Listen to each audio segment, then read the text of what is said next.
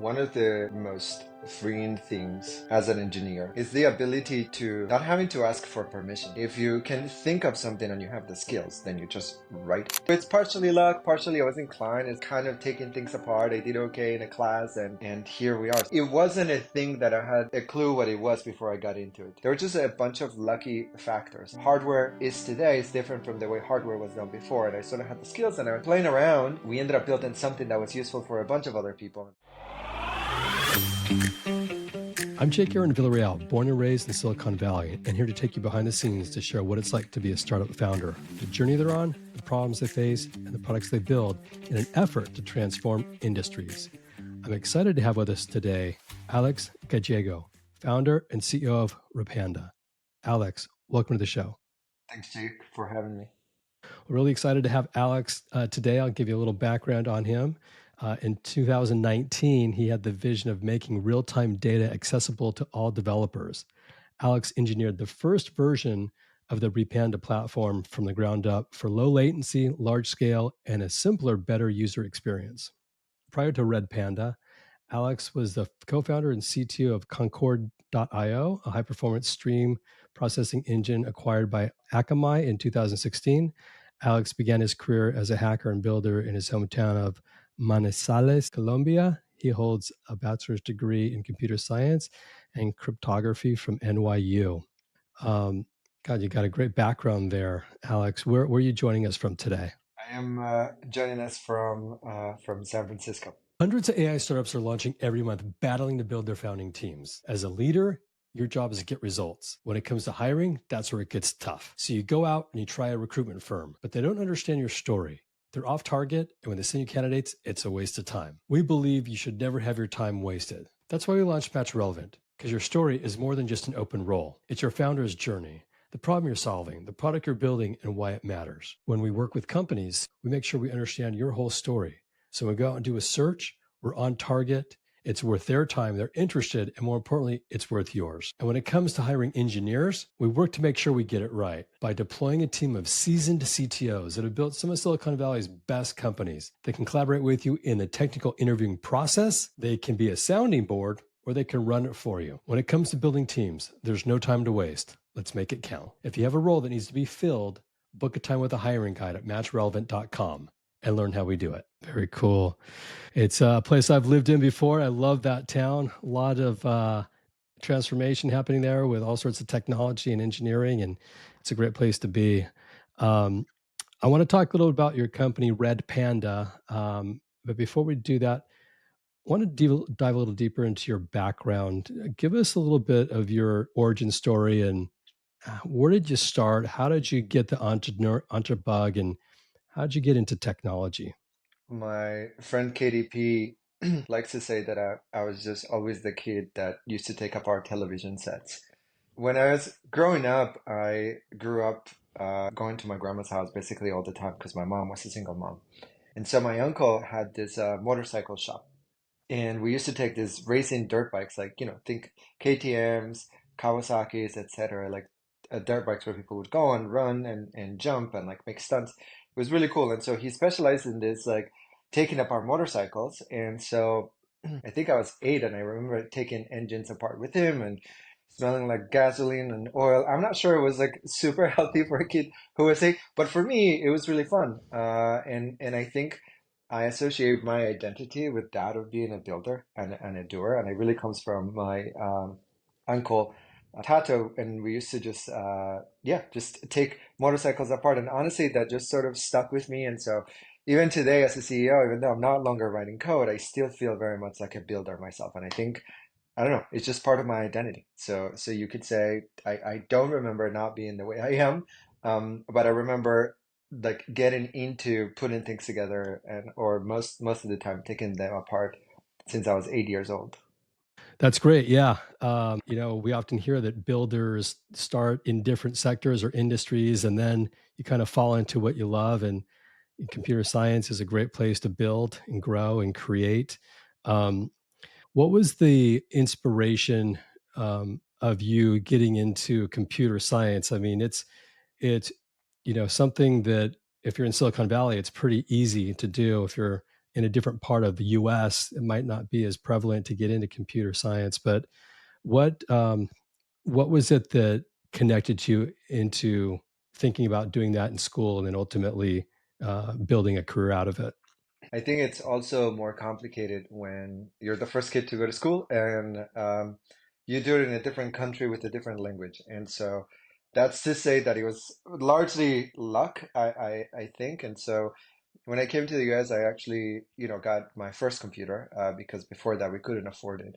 And so um, when I was applying for schools, I had no idea. And I came to the US without learning a single word of the language really. And so um, when I was applying, I was trying to figure out what do you do? Because you're in high school, you're trying to figure out, and those are sort of your formative years. Like, who are you? What's your sexual orientation? Like, what are the things that you like? All that. And you're like, I have no idea what I'm gonna do. And it's also not like I had anyone in the family that I was like, oh, what's it like to go to school? Like, what do you recommend? Do you recommend a big school or a small? You know what I mean? There's like hyper specific context, especially in the US. And so when I applied, I Googled, I still remember this, like how to hack into systems. And I think at the time, NYU Poly, which, the engineering school out of NYU, had this ad, I guess, and it's like, New York, come learn how to work on, they call it like a hackathon, but it was this really a cybersecurity program. And I was like, well, I don't know what that is, but it sounds really cool. And so I applied, I got in, and I had done well academically, so they gave me a bunch of a scholarship. Most of my school was really paid for with Wow. academic grants. And so that's how, I landed there, and I still had no idea. And so I ended up being on the president's list, which is like if your GPA, whatever, is above 3.7. And I was the only kid that still had no idea. And my advisor, Susana Garcia, was like, "Oh, hey, you did well in this class. Like, have you considered it?" And I asked her, "What is what do you advise?" And she says, "I'm the advisor with the computer engineering and computer science program." I was like, "That sounds great." And here we are, decades later. That's like, so it's partially luck, partially I was inclined. It's kind of taking things apart. I did okay in a class, and here we are. So it's just it wasn't a thing that I had a clue what it was before I got into it.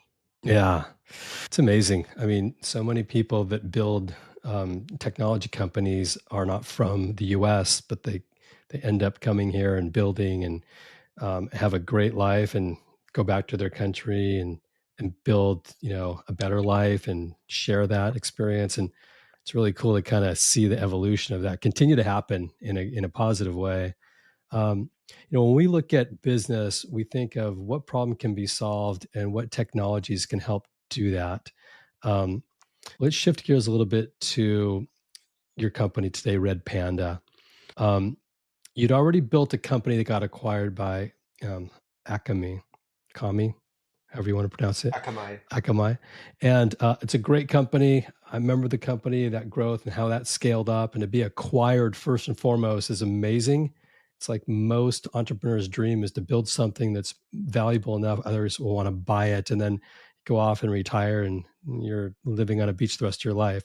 But others want to get back in the game and do it again. So, what talk about Red Panda and a little bit more of what inspired you to kind of open the computer and start building again. One of the most freeing things as an engineer is the ability to not having to ask for permission. If you can think of something and you have the skills, then you just write it. And before, frankly, before Concord got acquired by Akamai, we were just three like broke kids in Brooklyn, New York with no money. No one knew who we were. And we were just like every New Yorker just trying to make something happen. And so like the acquisition I think was meaningful in many ways. One, it allows us to like learn as an engineer. What does it mean to do an enterprise sales cycle? So those are like important lessons learned. And I'll share that because my role at Red Panda is different than my role that when I was at Concord. Long story, when I was at Akamai, I couldn't find a storage engine that could keep up with the volumes of data that I was trying to push cost effectively. And so when I left Akamai, I was really writing Red Panda for me. Like, what are the characteristics of the system that I wish had existed? I had no intention really, like explicitly, that like, hey, this is gonna be a company powering like the largest CDN or the largest electrical company or the largest bank in the US and some of the largest banks in Australia and like, fundamental mission critical infrastructure. That honestly, that wasn't I think it would have been too big at the time if I had thought about it. It was more like, what is the thing that I wish existed? And I had been writing C++ code for a really long time. And so I was in my Miami apartment, and I just started writing the code. And I really got into like, hey, if you were to start from scratch today, what would you do differently? And a friend of mine were chatting the other day, and the summary of that is that sometimes you're lucky enough to reinvent the wheel. And so there were just a bunch of lucky factors. The way hardware is today is different from the way hardware was done before. And I sort of had the skills and I was playing around. We ended up building something that was useful for a bunch of other people, and people jived with the way that we were trying to build the software. It was sort of this culture of like obsessive performance engineering. And the best way that I can share it with the rest of the world is that it's not like your designer shoe is better than like the lowest cost shoe if you're trying to get from point A to point B. But you feel this like emotional association for people that care deeply about their craft. It's like actually outside of the price tag, you kind of want to buy things from people that cared about the little stitches and the colors and the way the seams came together. And so that was sort of how I thought about it starting. I was like, I want to build something for me, and I want to care about all of the details. I want to care about memory consumptions and cost and CPU utilization and disk saturation and all of these things. And that's how we ended up building this company, honestly. Then I happened to have moved to a friend of mine was traveling and his apartment in Potrero Hill in San Francisco was empty. And I was like, hey, I'm like thinking about moving to the Bay Area. He's like, oh, I'm like 2 months. I'm in India. Like, why don't you come and stay at my place? I was like, great. And here we are almost 5.5 years later. Like it's really was this very much this organic thing. I didn't build Red Panda as a way of building a hyper-growth company. I built the product for me, and um, it took off. Wow. Sounds like you did it in the right way. You were trying to do it for yourself and solving a problem that you saw, and able to do the coding because you have the core skill set. Um, it's one thing to solve a problem, but then you have to go out and sell the product and make sure there's a product market fit and make sure it actually works at a high level. Um, when you're a customer out there today, or you're listening to this episode, what type of customers would be interested to hear this story? Like, who are you selling to in a company that would take advantage of Red Panda? If you are a company that is building data intensive applications, and so any data that is like moving tons of data either really fast or just really large amounts of data, period, Red Panda would be a really great fit. Um, I think it used to be classically, especially when we started, it was all about real time.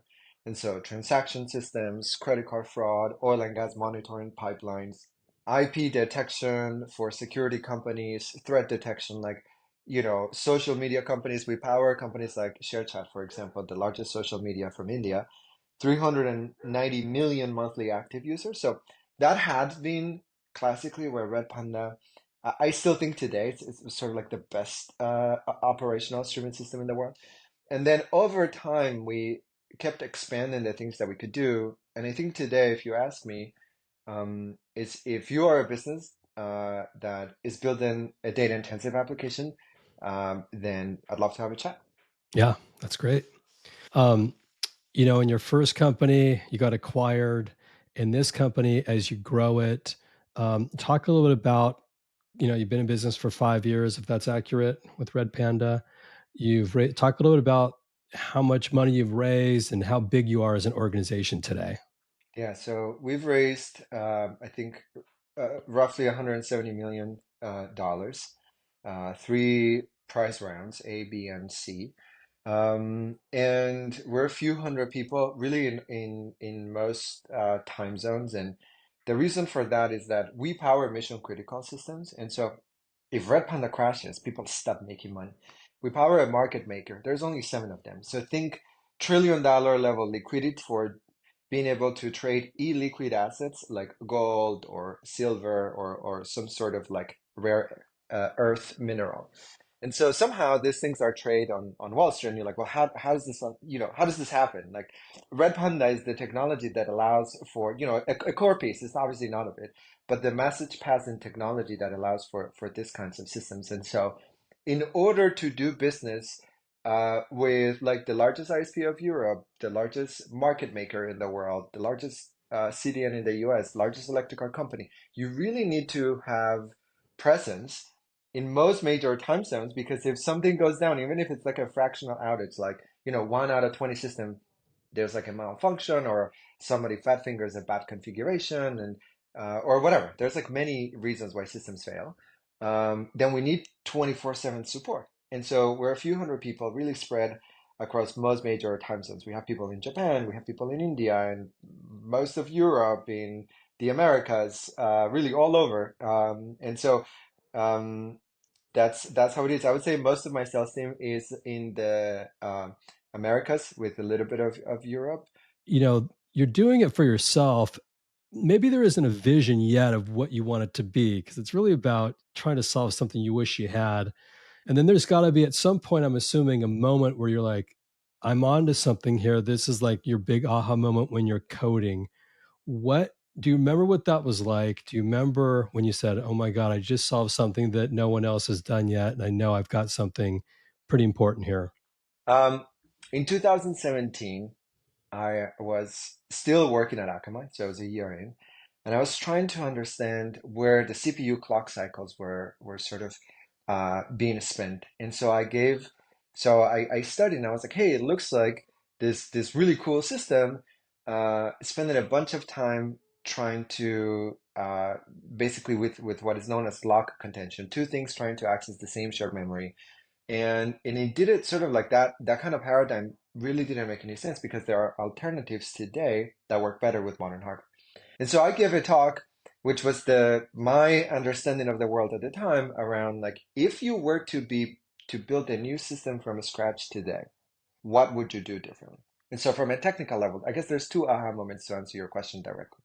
In 2017, that was the technical aha moment. You're like, wow, if you like Red Panda or not, truly, like, if if you're trying to build a new system, you would build it differently today than you would have a decade ago. But like, how? How differently? Like, would you use a thread per code architectures? Do you like use a static memory allocation? Do you like, there's like this tactical mechanical things that you really have to have an understanding for to see like, can you do better? And so that was in 2017, and I told the world about it, by the way. I posted on YouTube, I attended a technical conference, and I said, I had no idea of building the company. I just says like, hey, like, I'm just as an engineer, these are the things that I've observed, and these are the benchmarks and the mechanics of how this could potentially work out. And I figured my main competitor would simply take some of those ideas and will make a ton of revenue from those ideas. For some reason or another, that didn't, I guess, luckily financially for me, but at the time, no one really picked up those ideas in the streaming space. And so when I wrote anyway, so then I went and I wrote Red Panda in 2000, and I posted it on a Docker, on a registry where people get to download code. And I wrote a blog post, and I said, the world doesn't have to be this difficult or this complicated. And here's a proof of concept of the software that I wrote. And honestly, it got downloaded by some of the world's largest companies, like largest CDN, largest, I think, ISP in Europe and Denmark, some other large car manufacturer. And I was like, one of the largest social media in the US. Since then, they closed the business unit, but it's like, things in like, I think tens of millions, excuse me, hundreds of millions of users per month. And I was like, I mean, I think really highly about myself and the company and the software that we built, but I'm not sure I would put that in production. But hey, whatever. These people were trying to, and I started getting Twitter DMs from like chief architects. I was like, hey, like, this is a really great idea. What about this? What about that? And then that was just like, it sort of blew my mind that it was having this really positive impact. And then at the time, a friend had introduced me to, I was working with one of the largest financial companies in the West Coast. A friend of mine was literally trying this in production. And he's like, hey, can I introduce you to my friend? He runs a venture capital firm. And I was like, sure. And I think something like 2.5 weeks later, I was a real company. I had, uh, that's kind of how it worked out. But it was really, I think, the architects, which tend to be the champions, the technical champions at companies on how we go about selling the product, they really align emotionally and philosophically with the way we were about building the product. It was this idea that I think it was breaking away from this, I don't know, I call it the Hadoop era, right? This like super complicated way of running these systems. And when I was at Akamai, I was like, hey, the largest city in the world is run by a single, binary. It's so easy. They have this like great operational expertise. It's like that's the future of running these things at large scale. It is not having, tens of roles and specialized things. Like so. Anyways, that was my vision, and that's how we got started. And that was the second aha moment: is if the world's largest companies were using this and are trying to use it in production, it feels like a real business. Yeah, God, lots of opportunity, also lots of risk. You got to get it right, and you got to make sure that it actually functions. Um, you've described Red Panda as a power mission critical infrastructure for some of the world's largest companies. What are some of the unique technical challenges you've had to solve to serve these enterprise customers? There is the the basics in that it has to make financial sense. And I think cost is not the primary reason, but it is like an important reason for people buying software. And the takeaway is that we can do more with less, right? So you can take a workload that used to take 100 and true, I'm sharing like true production level workloads that used to take 150 computers, and we can now do it in 17. And so Mm. cost was a big one. Two is that we allow people to do things that they couldn't do before. And so the example of the market maker is that they were trying to move data really fast, but they didn't want to run their own internal systems. They're like, can I just pay someone off the shelf? And they tried all of the other projects, and they couldn't deliver the performance that they needed in production. And Yeah. last, um, it's like as we evolved the company, people started paying us for more things like connectivity, columnar projection, integration with others, AI, and so on. But I think at its core, there's really those two things. It was a system that was easy to understand, but they paid us dollars because we were able to do the same for less, a lot less. Usually, like 10x wasn't uncommon, 6x was common. Or two, we allowed them to do things that they couldn't have imagined before. It's amazing. This transformation with AI seems to be taking hold in every sector and impacting almost any business that's a real business and has data that they want to utilize at some capacity. How does data streaming impact AI applications? The imagine if you were to enter ChatGPT a question at lunch and you would get an answer after you went to bed. It doesn't make sense. And that's how classically most businesses were built. Like you get your report at midnight and you're like, well, I'm sleeping at midnight because I go to bed at 9 p.m. and I wake up at 4 or whatever it happens to be, right? And so, like the idea that the future is going to be built the same way that it was built before doesn't make any sense. That it's not, the future is going to be built differently. And I think if you are building new applications today, you build them with this sense of interactivity. The best example I could give you is most people in the US, and I think worldwide, but I'll say in the US because I live in the US, you just don't expect any more Nigerian prince credit card swipes, right? It's just like, it's not a thing that even registered in your profile. It's not like, hey, if you live in San Francisco, you're getting a Nigerian prince transaction. And I say that for those of us that used to get thousands of emails about Nigerian prince. The right demographic will get the joke. But anyways, and so those things are so sophisticated right now. They happen in real time. In fact, the world doesn't happen in this like orderly batch system. It's not like all users come to Apple to buy a laptop exactly in the same second. See, that is not how the world works. And so I think streaming is a more natural way to model how businesses truly interact.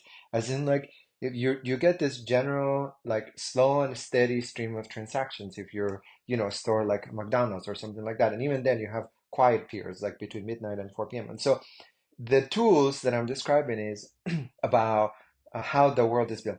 AI puts an emphasis on the interactivity and responsiveness. From a technical perspective, this is called latency.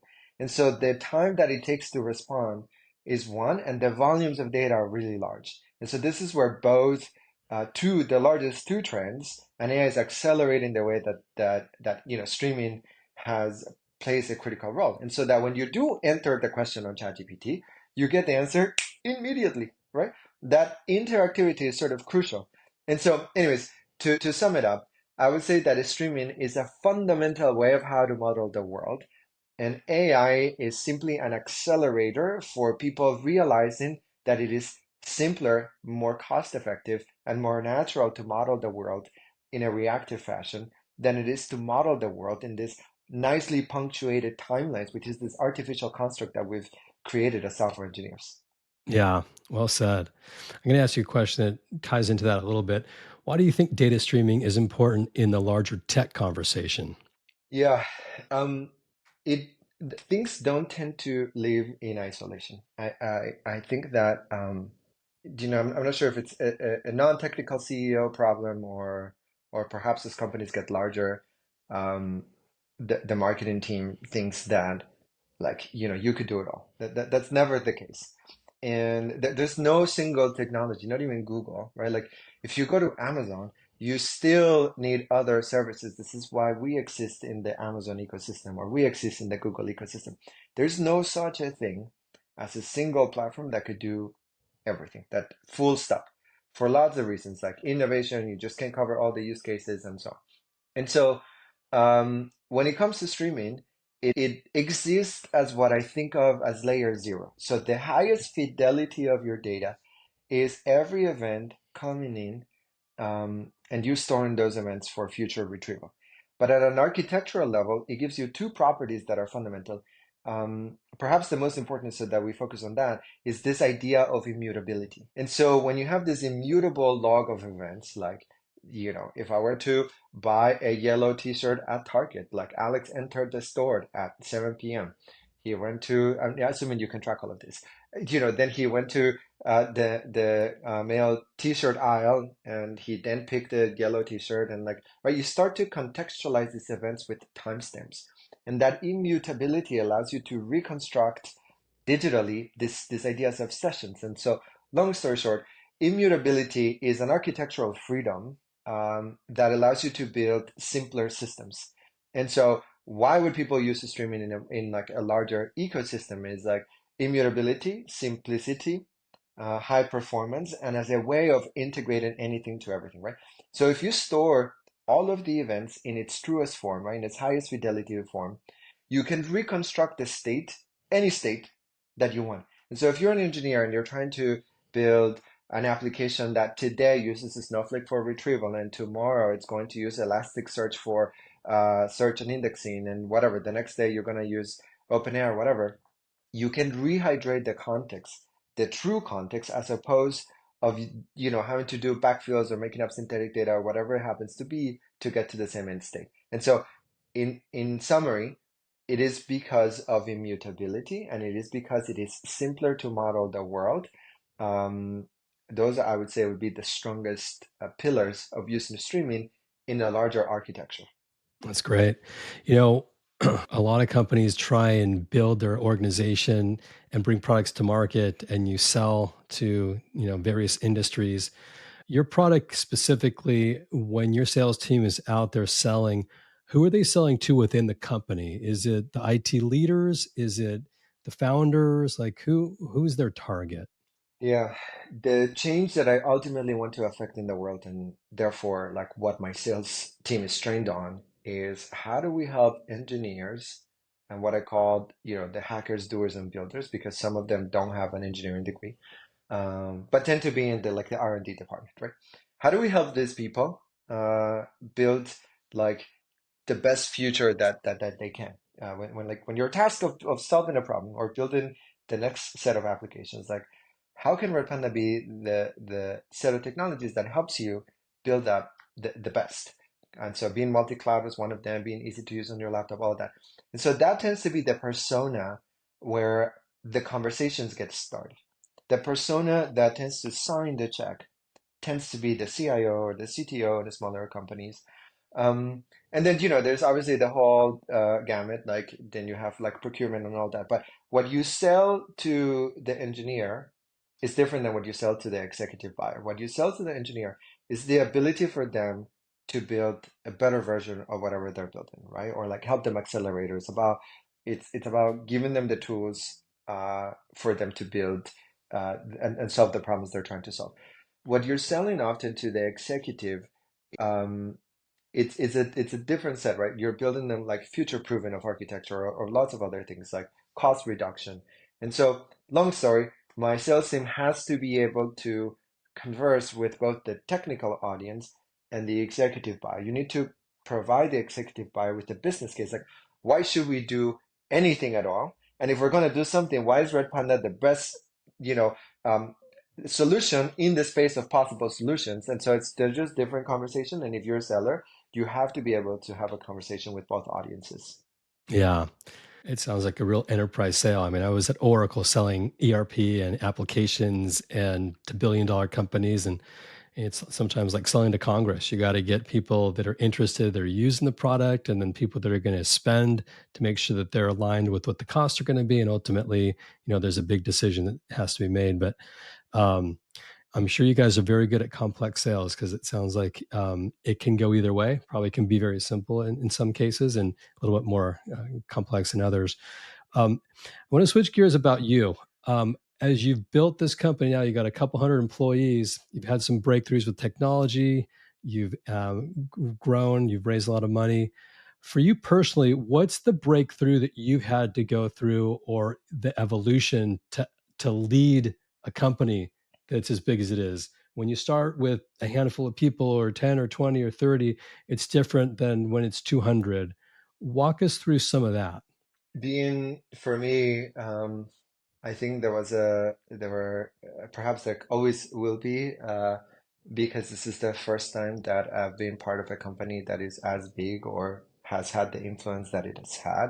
This is not like Concord was small, all things considered, and we didn't have the visibility, the reach. There are so many opportunities for personal growth, to be honest. And like as a side note, I really recommend personal coaches. I think like coaching and advice is something that I'm not sure if people look down on it, but I don't know many early on CEOs that they don't have coaches, and it doesn't make any sense. I've had a coach and like gone past multiple coaches. I think I'm on like whatever four or five now. But I digress. When for me it was this struggle of my the value of my self-worth was attached to the identity of being a builder and being able to produce things that worked.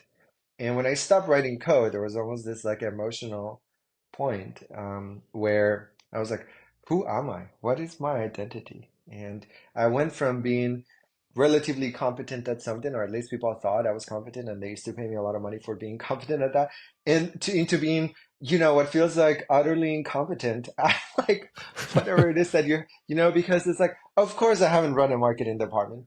And of course, I haven't run a finance department. And of course, I haven't run like a people organization. And like, I don't know, like, what does it mean to develop like real strong cultural pillars? And so, um, over time, like problems feel right sized. Like at the time, they always feel hard.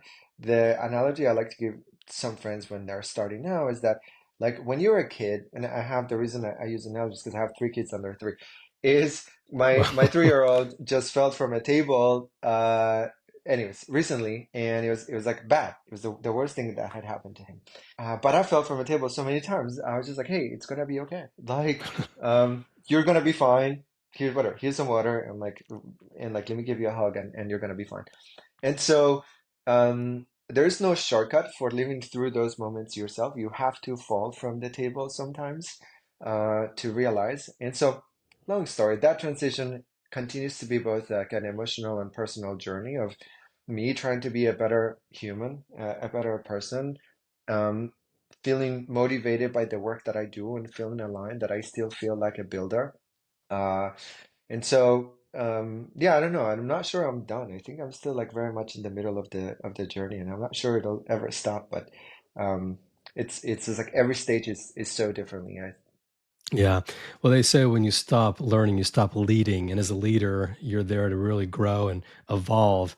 I'm a huge proponent of having a coach. I have a coach myself, and it's really about a year and a half into it. And I think there's a lot of value that, sometimes others can see your blind spots that you don't see, or they can understand, something you're about to do because they've seen that before. And just it's good to get a sounding board, a second opinion on things. And they might not have the answer, but sometimes you don't need them to have the answer. It's about just exploring and brainstorming. And then, business is 80% psychological and 20% mechanics. So if it's 80% in your head, then you should be thinking a lot about what are my limitations? Why are we not doing things? It's myself telling me my own story, but if I look at it differently, maybe things open up. So I'm with you 100% when it comes to having outside guidance.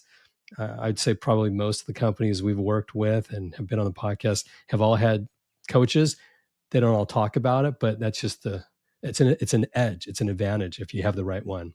And it doesn't have to be one. I mean, I think that sometimes or I guess more in American culture than others. I don't know. There's some stigma and some other things associated with like coaching as like perhaps not being on paper strong enough, but actually being vulnerable and being honest. And like vulnerability is not like this manic way of approaching a conversation. Like you're not bawling on the phone. You're just saying like, I don't know. I'm trying to figure it out. I'm trying to be, be a better CEO, a better person. Like obviously, how do I handle this? But what's important in this is that most people really don't know. And even like these people that are successful and have like launched multi-billion-dollar companies, they're like, I don't know. This is like the hyper specific context that I do know. And so you're like, okay, well, if you don't know, who do I know? They're like, talk to this like very specific marketing person that knows how to do PLG, or talk to this like a very specific revenue leader that like figure out this one thing. And so in general, having a network of coaches, it's super complementary. And if anyone is attempting to build a company, it's I don't know, it's maybe the only thing that is as close as it's ever going to get to a shortcut, because otherwise it's just grind to build a Yeah, company. I hear you. Um, I have a couple more questions for you, but one I want to touch on is culture. What type of culture are you building at Red Panda? Yeah, culture is really important to me on many levels. One, there aren't many people that are CEOs that look like me, that are, also first time, uh, I guess, generation immigrants in the US. And so I've been on a bunch of podcasts to talk about culture for that reason. Um, and the culture that I'm building is the culture that I wish had existed at places that I've worked. And so I define it really at a high level as being a good human, winning as a team, and customer obsession. We are a for-profit company. And so, like, if customers aren't successful in production, we don't have the right to be a company. And so I want to start with that relationship because that is the fuel that allows me to fund other things about the company. If we are not successful financially, it doesn't matter. We have to first and foremost be a financial success um, in order to have a long-lasting impact. And the impact that we're trying to affect in the world is that of being how the future of applications get built. And so, in order to do that, like the first cultural pillar for me is customer obsession. Like, is this idea of trying to get our customers to be successful in production. That's it. It isn't this old antiquated idea of like the customer is always right or whatever, like this shorthand that only encompasses a fraction of what it means. For me, it's well defined as like if you are successful in getting these use cases in production, like we have made you successful and we're both winning. The other two are internal for the company. The other one is being a good human. And why do I say that? It's complementary to the interview process. My expectation is that the interview process is designed to assess out your technical aptitude. In other words, we shouldn't hire you if we do not think that you can be set up for success or if you cannot do the job. Like there's a bar, and obviously for different levels of seniority, it's higher or lower, but like you must be able to, or at least we have to have confidence in ourselves for both of you and us that you could do the job. Like the technical aptitude bar must be met. And therefore, what I get to focus on is like assuming that the technical aptitude is met. Are you a person that I want to work with for a long time? It also, by the way, doesn't mean best friends. It just means that you're like fundamentally a good human. We can talk about that more. And then the last one was really crowdsourced. And so I said those two pillars, customer obsession and being a good human, with the caveat, obviously, of the interview process that I just explained. And the last one was that it was a we had five, by the way, for a long time, and no one remembered four and five. And so at some point 2 years ago, I was like, well, we only have three because if no one remembers them, they don't exist. And so the winning as a team was crowdsourced during multiple all hands and asynchronous work for a remote company, where we felt really that in order to stop playing kiddie soccer and to play professional football, professional soccer, as we call it in the US, um, you have to be able to trust your team. And so, like, you have to have confidence for you, not for me, because I'm not going to ask you, but really for you, for the person who's doing the job, that you're going to be able to punt the ball from defense into the other side of the field, and someone is going to be there to receive it and score. And it's just like that muscle memory and that trust. It's really hard, and I think you work on it every day. And anyways, that's the culture that we try to. That's who we want to be as a company, and you write it down because it isn't a thing that it's not the paper that matters, but you write it there to give people tools, mental tooling. I was like, hey, you're not acting in accordance of who we want to be. Two, we write it so that we know who we want to be when we grow up. Um, and three, because it's just like it's such hard work that like you don't achieve culture. It's like yoga or meditation or exercise. You show up and you practice it every day and you try to be a better person every day. Yeah, that's amazing. I like the 3 points of kind of making it simple to remember what your culture, how you're building it, and easy to remember for the people that are in the company. Um, when we look at culture, we know it's such an advantage if you do it right. But starting with building a product that your customer will love, really, if you get that right, everything else can kind of go from there if you want to scale. And so to create a raving fan, someone who's going to talk about your product and talk to someone else about your product, I think you start to really build a great foundation. But it is all about the people in the company. Technology is one aspect of a company, but the people behind it make it grow and run. And we did some research on culture as well, and there's a book called The Culture Code, which is actually phenomenal. And it talks about the Navy SEALs and about how they create a great culture and how they're after every mission, as an example, that they're going across enemy lines or whatnot.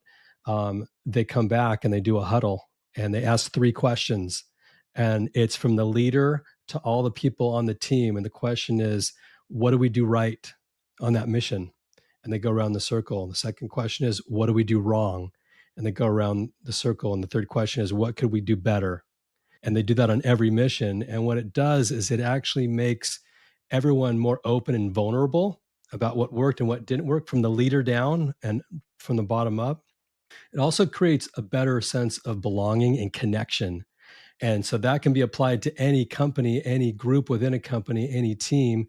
But when you show that type of conversation, you get better as a company, but you also get tighter as a team.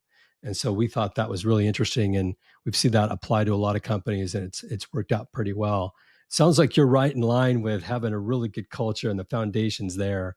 Um, and hopefully somebody will hear your story and pull something out of that too. I think that's a really good place to What I continue to find evolve. about your comment on like, being vulnerable and talking about the things that didn't work is that that's where trust is built. Like Right. it's hard to like like everyone knows if you like ask a person at a team like who would you enthusiastically hire to work? And that's like a fun exercise that you could do with people. I mean, in different contexts, but in the context of work, like if you go to another company, who would you enthusiastically rehire people? That gives you a bar for like those are the people that are the needle movers. And it's often, by the way, a small percentage of time. And so it could be because they happen to have the skills or whatever.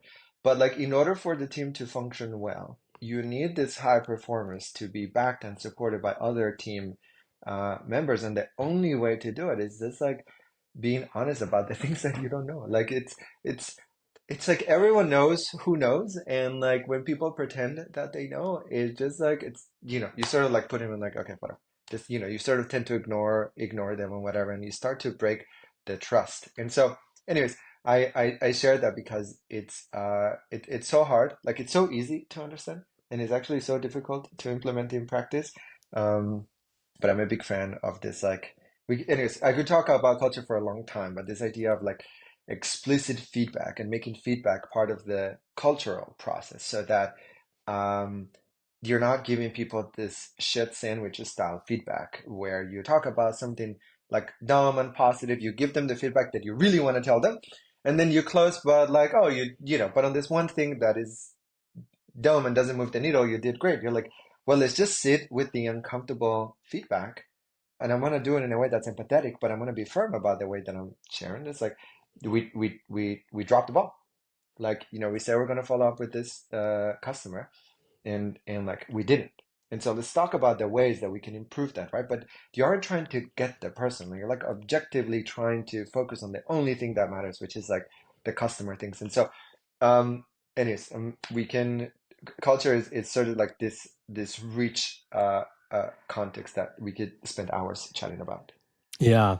Well, I'll just add one more point to that. I think that's really one of the harder things to do as a leader is confront the issues sometimes and be combative in a scenario where you know that something didn't go right and you want to try and understand it and solve it, but not offend anybody.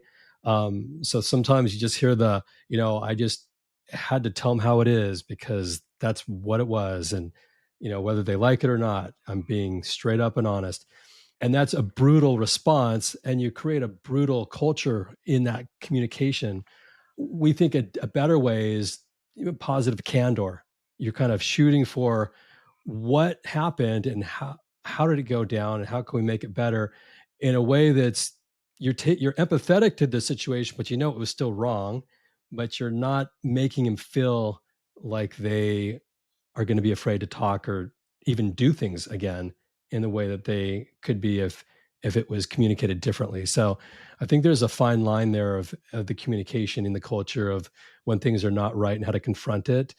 But if you want to build a brutal culture, that's how you do it. If you want to be more, I think, healthy, you just aim for positive candor, and I think you get the same result.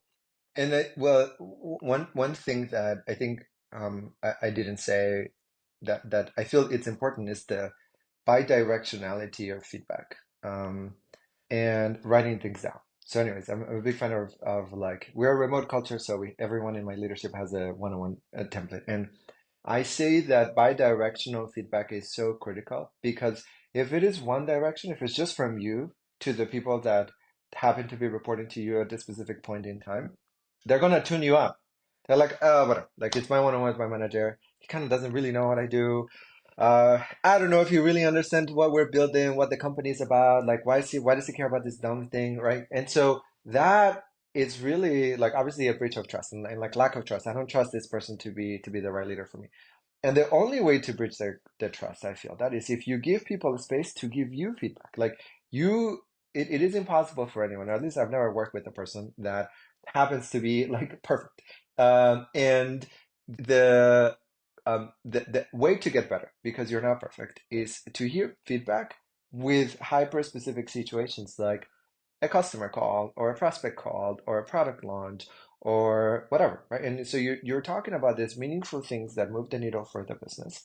And you're like, Alex, you wrote that vision, but like you launched it with two typos, and like that was off-putting to this particular customer. I'm sort of trying to make up examples on the fly, but when you make it the norm to give you feedback uh, on both ways, then it sort of demystifies this whole idea of giving feedback every quarter, every month, every 6 months. It's just like it should be a constant because we're only trying to get better. There's only one outcome that matters, and that is the customer being successful in production for our case. And so if you like, it is still you, the person that like, didn't perform. Either like, the manager or the person that is reporting to the manager. Like someone still did drop the ball, but you're talking through what was missed as a function of trying to make the customer better. So you're not saying like, hey, like whatever, you're like, well, we can't affect this customer from going to production because we like, we didn't follow up the production checklist. And so when they had an outage, we didn't have metrics. Like, what do you think would be a system that we can put in place so that we know a customer has production metrics or something like that, right? Like if you set the goal clearly as the customer outcome, then a lot of what would be this identity level feedback with like it's not about you, the person being poor as a human. It's just like whatever, like you missed it because you were busy. There's like so many good reasons for missing uh uh not doing something rather. And you may have you're like, I know this and I took this risk because this other thing was a higher priority or whatever. But you have to have this bidirectionality in the feedback, otherwise people tune you out. Yeah, I agree 100%. That's well said. As we wrap up here, if you look into 2025, what are you excited about for Red Panda? I think what we are seeing is our ability to partner with some of the largest AI companies. It feels exciting to me to be part of how the future is being developed right now. Yeah. It feels cool to be part of the cutting edge. It feels like and so it just like we happen, I think this is a little bit of luck here, where we happen to build a technology that is core to these mission critical systems. And the way that these engineers are solving the problems is with a technology like Redpanda. I think that happened to be like market timing. Technology may not a good point to be used for these use cases, but it's still fun as a CEO to be part of the next wave of how the future is being built. And so I find it fun. And just trying to continue to focus on the things I actually think doing less is a hard thing. So in many ways, I want to do less, so we could do more. Yeah, I hear you. Well, that's great. Well, Alex, thanks so much for coming on and sharing your story. As you look to grow, I don't know if there's any specific roles that you're trying to fill right now. Happy to give you some time to share if there's anything in particular you're looking for. You can share it now, or we can just add it in the details of the episode. But I'll kind of just stop there and see if you want to share anything about roles you're looking to hire. Uh, no, we're going through a financial planning right now, so I don't know exactly the routes. We'll pause it here, try to figure out, it's like, what's the budget envelope for next year and how do we get there? So I don't know today, but I will. So I'll just send it to you offline. Yeah, It's like once like the roles open up later next month or so. perfect. Great. Well, if anyone wants to find Red Panda, Alex, where do they go? I'm super easy to be found on Twitter. My Twitter handle is at emaxerno. If you want to learn more about Red Panda, go to redpanda.com. Last, if you want to learn specifically about like real-time AI and this our idea of sovereign AI, all that, go to ai.redpanda.com. Those are the three easiest way to get in touch with us. Very cool. Well, thanks so much for coming on. Really appreciate your time, and for all the listeners for listening. It means a lot to me that you spent your time with us today. I'm your host, Jake Aaron Villarreal, signing off for now, but can't wait to catch up with you all in the next episode. Until then, take care. If you like what we're doing, don't forget to subscribe. Leave a review on Apple Podcasts or wherever you listen. Follow us on YouTube, where we go behind the scenes to learn what it takes to be a startup founder.